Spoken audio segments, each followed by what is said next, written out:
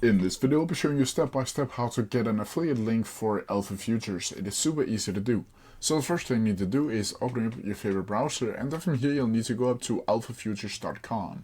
Once you're inside of here, it should look something like this, and here you'll just need to either log into your already existing account or sign up for a new account if you don't already have one. From here, you'll get into the dashboard where you'll see the dashboard over here and all of your active accounts.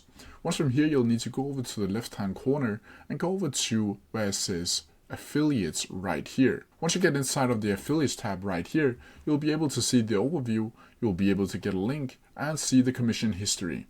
Down here you'll also see the financial performance transactions, and you'll see all of your already existing links.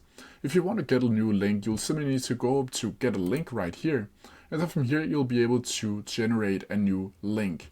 You can also over here see your current reward and claim it right here. But if you click generate, you'll be able to see a new code over here that you'll then be able to copy and then pass it along to your friends, family, or your affiliates.